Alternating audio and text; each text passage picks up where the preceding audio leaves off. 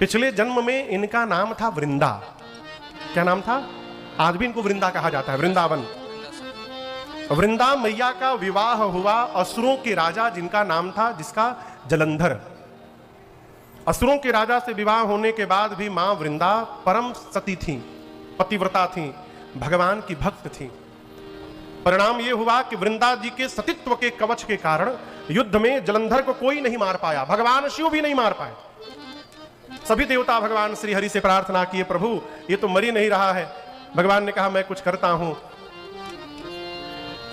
जाकर देवताओं ने जलंधर को ललकारा। जलंधर जब युद्ध करने चला तब वृंदा मैया ने कहा स्वामी आप जाइए युद्ध करने, आपकी कुशलता के लिए मैं पूजन में बैठी हूं, जब तक मैं यहां बैठी रहूंगी आपका कोई बाल बांका नहीं कर पाएगा। जलंधर गया युद्ध करने। उसी बीच भगवान श्री हरि जलंधर का रूप बना के वृंदा के सामने चले आए। वृंदा मैया ने अपने पति का चेहरा देखा तो पूजा छोड़ के उठ गई। जैसे पूजा से उठी उधर उसका पति जलंधर मार दिया गया। जलंधर का कटा हुआ सिर जब मां वृंदा के सन्मुख आकर गिरा, मां तो कांप गई। मां ने भगवान से पूछा कौन हो तुम?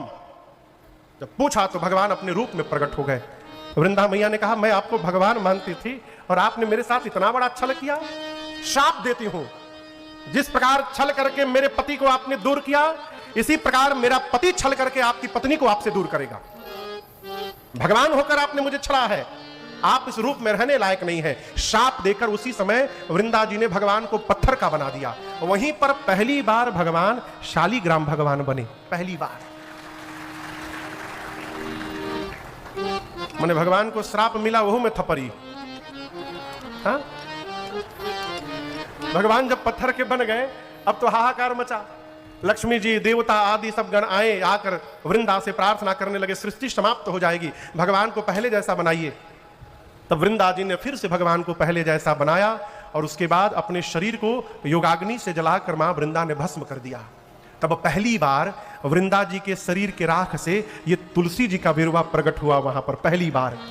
तब भगवान श्री हरि ने कहा आज के बाद मेरा एक स्वरूप शालिग्राम का रहेगा और शालिग्राम जी का विवाह लक्ष्मी जी के साथ नहीं होगा, शालिग्राम का विवाह तुलसी जी के साथ किया जाएगा। भगवान ने वचन दिया और यह भी कहा कि जब तक मेरे भोग में तुलसी दल नहीं पड़ेगा मैं आज के बाद कोई भोग स्वीकार करने वाला नहीं हूं। भगवान ने मां को अपने सिर पर स्थान दिया।